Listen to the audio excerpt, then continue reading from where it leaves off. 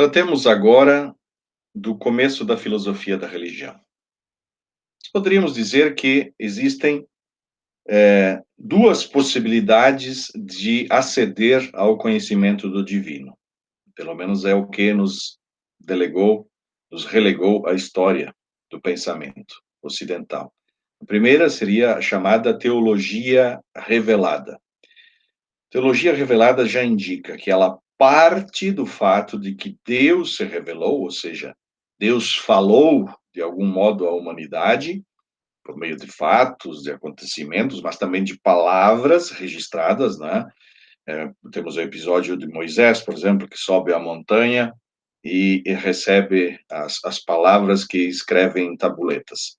E o homem, portanto, deveria apenas acatar a essa mensagem divina. Por detrás da ideia de revelação, no caso do monoteísmo, está o fato de que Deus se manifesta, se revela, não é? Dizendo eu sou aquele que sou, a Moisés, depois, para o cristianismo, de modo último e acabado em Jesus, e para o islamismo, através do profeta Maomé, que seria o profeta de Alá. Ora bem, essa é uma tradição, a teologia revelada. A outra é a da chamada teologia natural. O seu ponto de partida não é a fé na revelação ou no texto bíblico, mas as possibilidades do conhecimento humano. A teologia natural, ela pretendeu demonstrar a Deus partindo do sensível, do experienciável. Aí se situam, por exemplo, as 5 vias para o acesso ao conhecimento de Deus, postas e desenvolvidas por Tomás de Aquino. Aqui há um protagonismo da razão, da atividade racional, do conhecimento racional na busca do divino. Ou seja, se na teologia revelada nós temos um movimento do divino para o humano, na teologia natural nós temos um movimento do humano para o divino. Só no século XV é que nós teremos o que podemos chamar de um movimento, um processo independentista, um processo de independentização da teologia natural em relação à teologia revelada. Comecemos trazendo a tese de Ramón de Sabúnde, um filósofo espanhol, né, como parece evidente a todos a partir do nome, que separou o tratado filosófico de Deus das demais disciplinas filosóficas. A sua tese era de que a Bíblia só pode ser compreendida pelo clero e que ao povo simples se deve falar de Deus por uma teologia natural, ou seja, racional e segura. Um outro pensador que merece lembrança aqui é Christian Wolff, que não se conformou jamais em buscar a concórdia entre a fé e a razão, mas que, de algum modo, absolutizou a razão. Ele queria que tudo o que se trata na teologia natural fosse demonstrado e criou, portanto, um novo conceito de teologia natural que, na segunda metade do século XVIII, se tornará, então, filosofia da religião. Podemos afirmar com segurança que a teologia natural se transforma em filosofia da religião a partir do iluminismo, né, enquanto disciplina autônoma. Para que a filosofia da religião nascesse, foi preciso que a Europa se libertasse das amarras religiosas.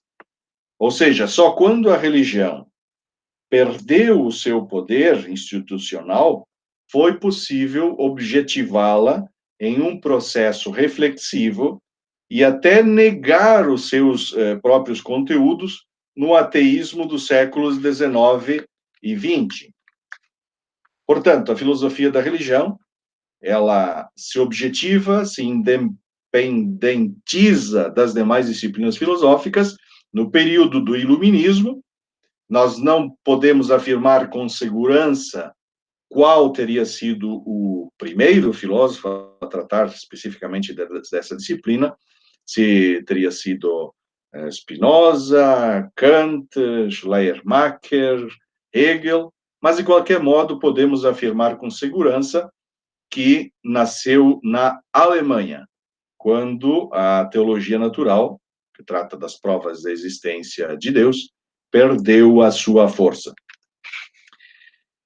Um outro aspecto, o aspecto seguinte que eu gostaria de tratar é acerca da definição, da conceituação do que seja filosofia da religião. Nós precisamos, para isso, entretanto, tratar do que se convencionou chamar giro ou reviravolta antropológica.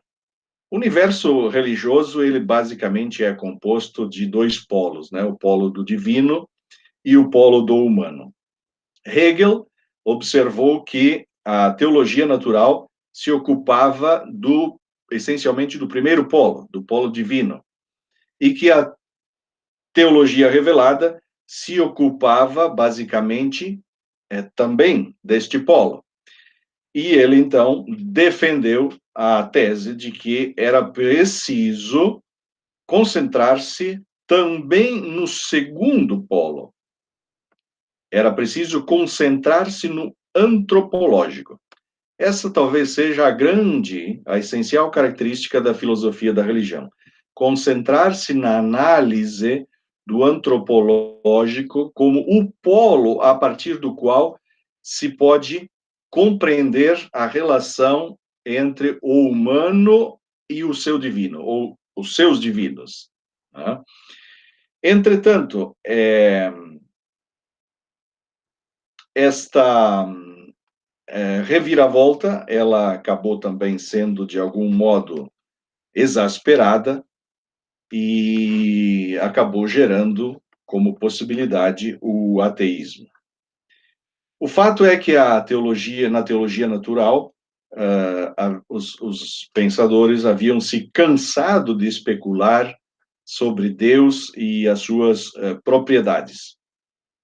E esse giro, então, antropológico só foi possível a partir também de uma filosofia de caráter de cunho mais humanista, que passou a ser introduzida, como sabemos, a partir do Renascimento e da filosofia moderna dos séculos XVII, né, em diante. Lessing, um filósofo moderno, né, afirma que se Deus me possibilitasse escolher entre a verdade pronta e a busca da verdade, diz Lessing, eu certamente escolheria esta última.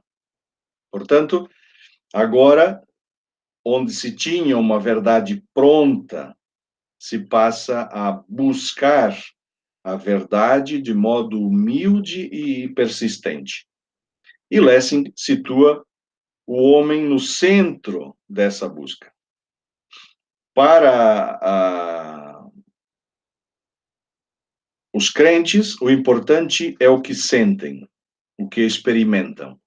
Para Lessing e os pensadores, o importante é o que se pode conceituar. E, nesse sentido, ele acusa os teólogos de bibliolatria, porque davam demasiada importância à Bíblia e aos milagres nela narrados. A Bíblia, diz Lessing, não é religião. E os milagres nela narrados são históricos.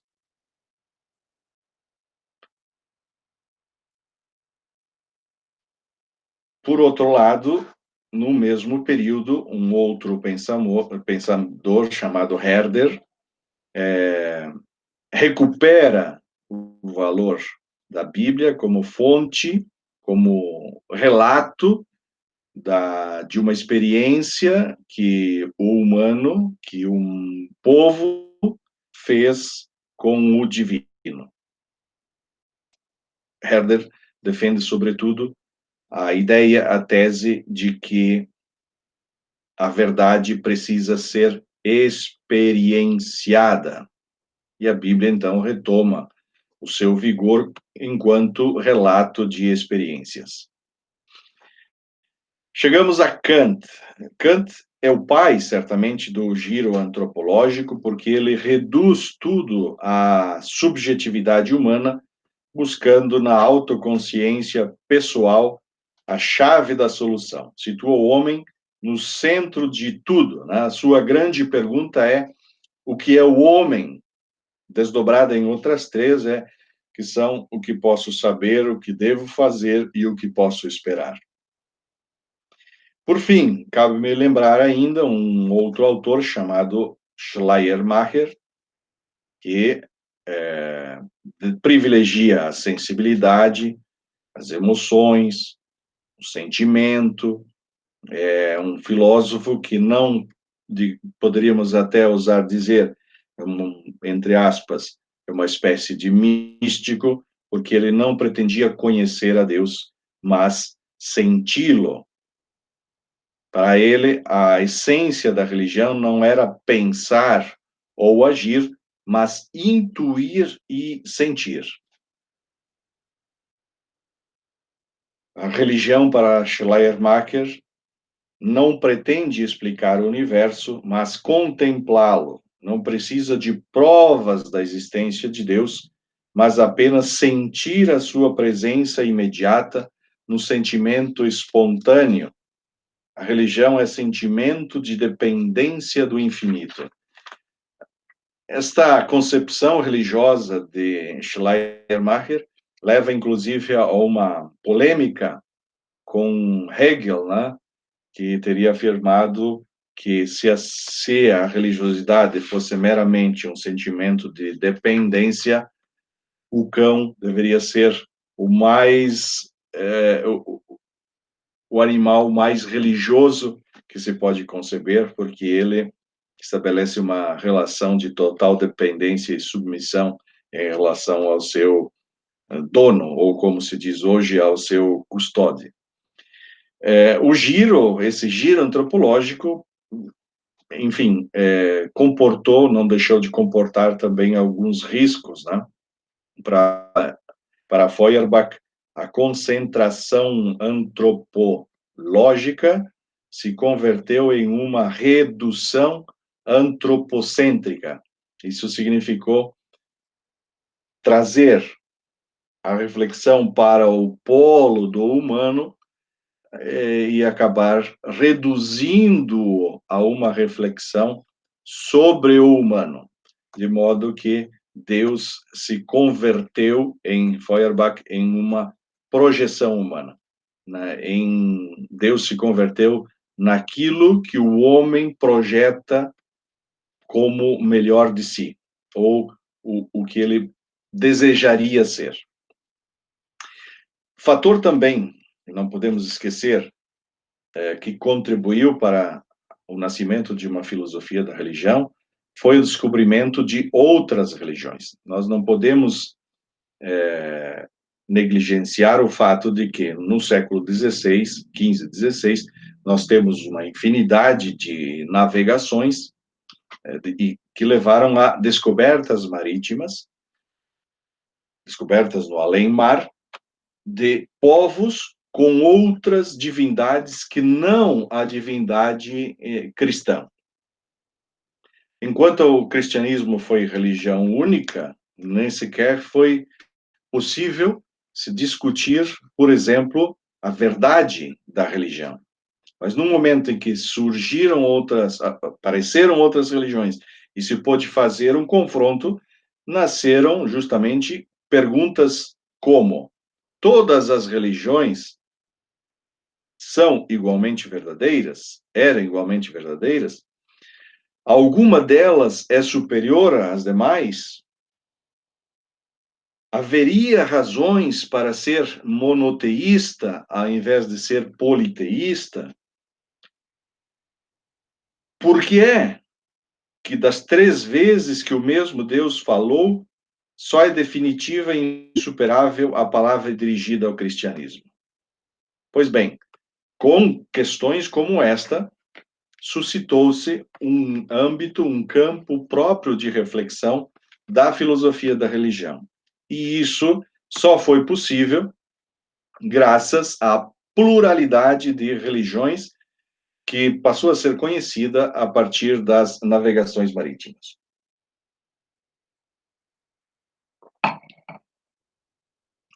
Outro fator relevante para considerarmos para o nascimento da filosofia da religião foi a ruptura do pensamento religioso monolítico, dogmático. O Renascimento passou a valorizar o que vinha de longe, novos deuses, novos mundos, novos costumes, acabaram relativizando os antigos, até então hegemônicos. E um passo definitivo nesse sentido se deu em 1517, uma data que nós conhecemos a partir da fixação das 95 teses de Martinho Lutero, na porta da igreja de Wittenberg. A reforma, chamada protestante, rompeu a plenitude do universo católico e reduziu, de algum modo, o alcance do sagrado. Reduziu o número dos sacramentos, negou a mais do que negar a transubstanciação, negou a presença permanente e real de Jesus Cristo na hóstia consagrada,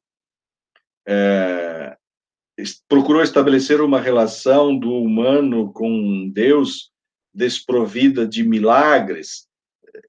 O famoso sociólogo Max Weber chegou a chamar esse processo de desencantamento do mundo. Mas, por outro lado, Lutero mantém um caminho de comunicação com o divino bastante claro. É a sola escritura, né? Somente a escritura, negando, como sabemos, a autoridade da igreja na interpretação da Bíblia. Ele institui a razão como instrumento de acesso ao conhecimento presente na Bíblia. E a modernidade justamente vai se valer disso, né? Ela toma a razão como o caminho para o conhecimento do divino, efetuando uma investigação histórico-crítica da Bíblia. Isso, porém, levou ao fechamento, à obstrução do único canal possível entre o humano e o divino nesse período, que era justamente a Bíblia. Porque a investigação da modernidade levou à descoberta, digamos assim, de erros nas páginas da Bíblia. Ora, se a Bíblia contém erros, fecha-se o único caminho para o conhecimento do divino, de acesso ao divino. Por quê? Porque era princípio fundamental da teologia revelada a inerrância da Bíblia, ou seja, a ausência de erros na Bíblia. Isso não só em termos de fé, mas também em termos de história, de geografia, de biologia, e assim progressivamente. E a modernidade, com a sua crítica literária, manifestou a presença de erros na Bíblia, e assim obstruiu o único canal. Quando é que isso vai ser superado? Olha, isso vai levar muito tempo. Só em 1870 é que um novo conceito vai ser desenvolvido e afirmado, que se trata da ideia da inerrância da Bíblia em termos de fé, ou seja, em termos de revelação. A Bíblia é um livro escrito por humanos, muitas das vezes a partir de uma oralidade de geração em geração, e passou a ser objetivada em texto por alguns escritores, mas que, em termos de geografia, história, biologia, continha e contém todos os erros inerentes à limitação do conhecimento humano. Mas, em termos de fé, salva-se, digamos, a autoridade bíblica, mantendo o princípio da inerrância em termos de fé.